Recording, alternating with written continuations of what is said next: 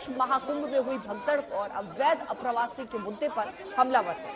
तो मुख्यमंत्री योगी आदित्यनाथ ने दो टूक कह दिया कि सदन चलाना विपक्ष की भी जिम्मेदारी है, चर्चा से भागने का प्रयास न करें। आज अस्थि कलश का तांव देखने को मिला, हाथों में जंजीरें, जकड़े हुए पैर और हाथ। ये समाजवादी पार्टी के जो नेता हैं वो पहुंचे और मकसद यही था कि जो जिस तरह से अमेरिका से अप्रवासी लौटे हैं उसका विरोध जताना। भारतीय लोग तो ऐसे कई मुद्दे हैं जिसको लेकर यहाँ विरोध के सुर मुखर हो सकते हैं। एसपी यहाँ पर नैतिकता का अस्थि कलश लेकर पहुंची विरोध जताते हुए। थोड़ी देर में यूपी विधानसभा का सत्र शुरुआत उसकी होनी है, लेकिन थोड़ी देर पहले योगी आदित्यनाथ भी यहाँ संबोधित करते नजर आए और उन्होंने ये अपील की कि सत्र चलने दीजिए, सत्र चलना जरूरी है। फिलहाल आप तस्वीरों में देख रहे हैं आनंदीबेन पटेल पहुंच चुकी हैं और उनका स्वागत फूलों से हो रहा है। तमाम बीजेपी के नेता मंत्री इस वक्त मौजूद हैं। योगी आदित्यनाथ को भी आप तस्वीरों में देख रहे हैं। थोड़ी देर में विधानसभा सत्र की शुरुआत होनी, लेकिन तनातनी के आसार दिखते हैं। राजीव, तो सत्र का आगाज राज्यपाल के अभिभाषण के साथ ही होना है। आज उनका अभिभाषण होगा जिसमें उत्तर प्रदेश की वित्तीय स्थिति के बारे में भी जानकारियां देंगे और वो पूरा उनका अभिभाषण होगा, जिसको उम्मीद है कि दोनों ही जो सत्ता पक्ष विपक्ष के जो खासतौर पर लोग हैं वो सुनेंगे, क्योंकि ऐसा लगता है कि हंगामे के पूरे आसार हैं, क्योंकि रणनीति के तहत समाजवादी पार्टी के नेता पहुंचे। हमारे खुद के भारतीय लोग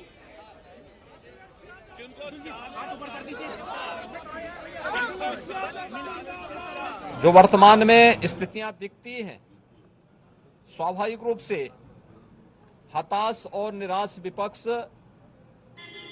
इन मुद्दों पे चर्चा करने से भागने का प्रयास करता है, सदन की कार्रवाई में बाधा पैदा करने का प्रयास करता है। विपक्ष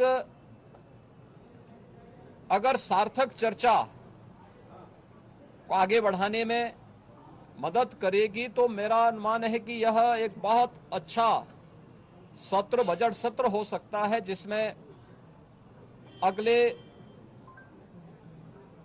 5 मार्च तक चलने वाली सदन की कार्रवाई को न केवल महामहिम राज्यपाल जी के अभिभाषण पर चर्चा करने और सभी सदस्यों को अपनी बात को रखने का, बल्कि सामान्य बजट और अनुदान मांगों पे भी चर्चा के साथ ही विधायी कार्यों को संपन्न करने के साथ साथ अन्य महत्वपूर्ण मुद्दों पर भी, जनहित से जुड़े हुए महत्वपूर्ण मुद्दों पर भी प्रभावी चर्चा का एक मंच सदन बन सकता है और माननीय सदस्यों को अपनी बात को प्रभावी ढंग से रखने का एक अवसर भी प्राप्त होगा। हम उम्मीद करते हैं कि हार की हताशा से परेशान विपक्ष अपनी इस खुन्नस को सदन पर नहीं उतारेगा। सदन की कार्रवाई को सुचारू रूप से संचालन करने में एक सकारात्मक योगदान की हम अपेक्षा। साकार हो रही है। अब तक लगभग 53 करोड़ से अधिक श्रद्धालु जन पावन त्रिवेणी में आस्था की पवित्र डुबकी लगा चुके हैं। मौनी अमावस्या की एक दुर्भाग्यपूर्ण घटना से हम सभी अत्यंत दुखी हैं। इसमें कुछ श्रद्धालु गंभीर रूप से घायल हो गए, जिसमें से कुछ श्रद्धालुओं की दुखद मृत्यु भी हुई। समय काल प्रवलित हुए ऐसे पुण्य आत्माओं के प्रति मेरी विनम्र श्रद्धांजलि तथा उनके शोक संतप्त परिजनों। सरकार ने गांधी अंत्योदय से सर्वोदय में अभियान की शुरुआत की है। योजना के अंतर्गत प्रत्येक ग्राम पंचायत से निर्धन परिवारों को चिन्हित करते हुए उनकी बुनियादी आवश्यकताओं की पूर्ति करने के लिए आवश्यक कदम उठाए जा रहे हैं। सरकार का यह प्रयास है कि इन परिवारों को ऐसी आर्थिक गतिविधियों के साथ जोड़ा जाए जिससे प्रति वर्ष कम से कम रुपया 1,25,000 की आमदनी सतत तरीके से हो सके। भारत सरकार में प्रस्तुत बजट वर्ष 2025-26 में विकसित भारत की परिकल्पना भी जीरो पॉवर्टी को पहले स्थान पर रखा है।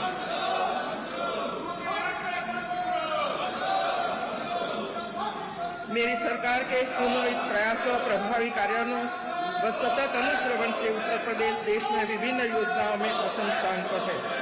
मेरी सरकार के अथक प्रयासों से उत्तर प्रदेश धार्मिक, आध्यात्मिक एवं सांस्कृतिक आयोजनों तथा पर्यटकों को आकर्षित करने में देश में शीर्ष स्थान पर है। प्रधानमंत्री आवास योजना के अंतर्गत आवास निर्माण में उत्तर प्रदेश देश में प्रथम स्थान पर है। प्रधानमंत्री किसान सम्मान निधि योजना के क्रियान्वयन में उत्तर प्रदेश देश में प्रथम स्थान है।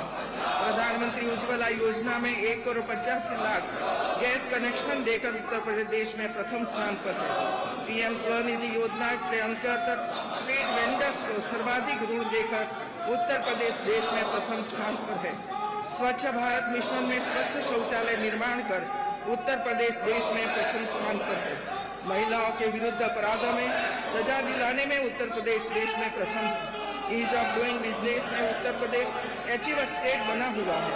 9 लाख से अधिक सूक्ष्म लघु तथा मध्यम उद्योगों की स्थापना कर उत्तर प्रदेश देश में प्रथम स्थान पर रहा है। प्रधानमंत्री जनधन योजना के अंतर्गत उत्तर प्रदेश में 9,57,00,000 खातों के साथ देश में प्रथम स्थान पर है। प्रधानमंत्री सुरक्षा बीमा योजना के अंतर्गत 6,52,00,000 नामांकन से साथ उत्तर प्रदेश देश में प्रथम स्थान पर है। प्रधानमंत्री जीवन ज्योति बीमा योजना के अंतर्गत 2,28,00,000 नामांकन के साथ उत्तर प्रदेश देश में प्रथम। तो यूपी विधानसभा में कार्यवाही शुरू होते ही हंगामा देखने को मिला है। राज्यपाल का इस समय संबोधन चल रहा है, लेकिन इसी के साथ साथ समाजवादी पार्टी के विधायक वहां हंगामा करते हुए सुनाई दे रहे हैं। सदन के शुरू होने से पहले ही हंगामा करते हुए दिखे थे और एक बार फिर से शुरू होते ही, और उसी हंगामे के बीच में कार्यवाही चल रही है।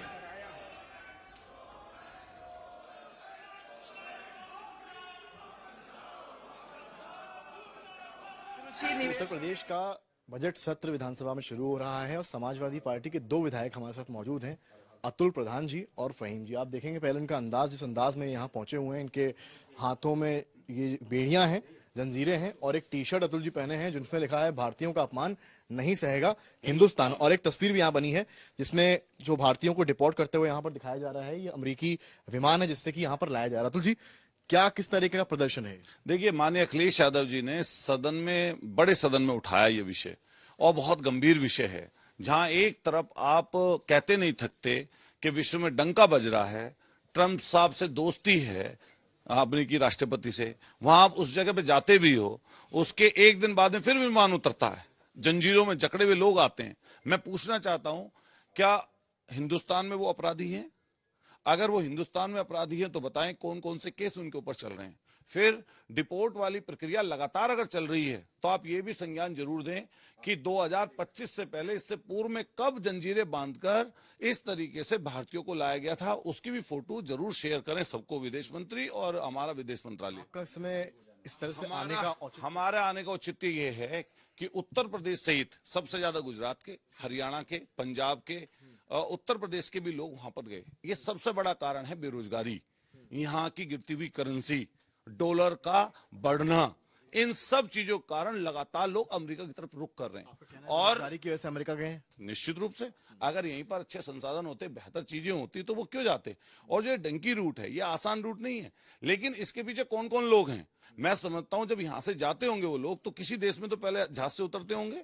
तो आज तक हमारे देश के सरकार ने ऐसा क्या काम किया जो वो डंकी रूट बनाने वाले लोग, जो यहां से कबूतरबाजी करके ले जाने वाले लोग, आज तक क्यों नहीं गिरफ्तार किया आपने? उसके ऊपर क्या कार्रवाई की? जब इसके ऊपर पूरा अधिकार आपको है, डबल इंजन की सरकार है, ट्रिपल इंजन की सरकार आप बोलते हैं। मैं तो ये कहता हूं, छोटा सा देश है कोलंबिया और एक छोटा सा देश है मैक्सिको, उन्होंने आंख में आंख मिलाकर अपने नागरिकों के लिए कहा कि हमारे यहाँ आपका जहाज नहीं उतरेगा और आप हथकड़ी लगा के तो दूर से दूर तक नहीं आ सकते। मैं वहां के कोलंबिया के राष्ट्रपति को बधाई दूंगा इस चीज के लिए कि पहले कोई नाम नहीं जानता होगा कोलंबिया के राष्ट्रपति का, लेकिन अब सब जान गए। और मेरा यही कहना है कि देश की सरकार को इसको तुरंत संज्ञान लेना चाहिए और निश्चित रूप से इसके बाद भारतीय कोई बेड़ियों में जकड़ा हुआ। आप लोग इसी अंदाज में आज जाने जब वाले हैं? निश्चित रूप से हम नीचे से ऐसे ही आए हैं, इसी तरह से ऐसे ही आए हैं। तो ये अंदाज आप देख रहे हैं, फहीम जो हैं वो भी विधायक है समाजवादी पार्टी के, उनसे भी हम बात करेंगे। तस्वीर आप देखते चलिए, मुरादाबाद से विधायक है समाजवादी पार्टी के, तो आप भी इसी अंदाज में, ये देखिए जंजीरें किस तरीके से हाथ जकड़े हैं दोनों के, और इतनी मोटी मोटी जंजीरें लेकर यहाँ पर ये प्रदर्शन कर रहे हैं। तो क्या इस बार ये इस तरह से आप लोग स्थापित कर रहे हैं? सोचने की बात है कि क्या गुजर रही होगी उनके ऊपर, जो किस तरीके से यहाँ से गए हैं। बेरोजगारी हिंदुस्तान के अंदर आज चरम सीमा पे है, कोई इस पे बात करने के लिए तैयार नहीं है। लेकिन हमारे ही देश के लोगों के साथ बेइज्जती हमारे देश में हो रही है, किस तरीके से उनको जकड़ कर लाया जा रहा है, तकलीफों का ये अंबार हम लोगों से बर्दाश्त नहीं हो रहा। तो हम लोग यही मैसेज देना चाहते हैं कि सरकार इस पे बिल्कुल बात नहीं करना चाहती। सरकार इस पे काम क्यों नहीं करना चाहती कि ये लोग इस देश से कैसे चले गए इस तरीके से। और जहां पर आप जब राष्ट्रपति जहां पर आप अमेरिका में जा रहे हैं तो वहां बैठकर क्यों वार्ता नहीं हुई, इस पर वार्ता भी हो सकती थी। इस तरीके की बेइज्जती भारतीयों के साथ गलत है और हम इसी का विरोध प्रदर्शन कर रहे हैं। तो देख सकते हैं फहीम इरफान है, समाजवादी पार्टी विधायक, और अतुल प्रधान है, इस अंदाज में आज विधानसभा पहुंचे हैं और बता रहे हैं कि इसी अंदाज में जाएंगे। और ये इस तरह की तख्तियां भी हाथों में लिए, देखिए बेरोजगारी से युवा बर्बाद विफल हो रहे है, ये सरकार इस तरह की बातें कर रहे हैं और कह रहे हैं कि जो भी वहां से हथकड़ी में आ रहे हैं उसमें उत्तर प्रदेश के भी लोग वो बेरोजगार हैं जिन्हें राज्य में नौकरी नहीं मिली, इस वजह से अमेरिका गए, डंकी रास्ते से गए और इस तरीके से बेइज्जत होकर उन्हें वापस भारत भेजा जा रहा है। कैमरामैन गौरव के साथ समर्थ श्रीवास्तव, लखनऊ, आज तक। तो ये 3 तस्वीरें हम आपको दिखा रहे हैं। प्रदर्शन देखिए किस अंदाज में समाजवादी पार्टी यहां पर कर रही है। अलग अलग तरीका यहां पर अस्थि कलश लेकर आए हैं और वो भी नैतिकता का। ये शख्स जो कि साइकिल में सवार होकर पहुंचे थे और आगे ही उन्होंने ये अस्थि कलश जो है वो टांगा हुआ था। इस बीच बड़ी खबर आपको बता दें, योगी आदित्यनाथ ने अपील की है कि सदन चलना जरूरी है, चलने दीजिए, जो भी आपके मुद्दे उस पर बैठकर चर्चा होगी, सदन की चर्चा से भागने का प्रयास न किया जाए। तो उम्मीद है कि विपक्ष सदन चलाने में सहयोग करेगा, सीएम योगी ये कहते हुए सुनाई दिए। लेकिन समाजवादी पार्टी पूरे रणनीति के साथ आई है और मैं सरकार की तरफ से आश्वस्त करता हूं कि जिस भी मुद्दे पर,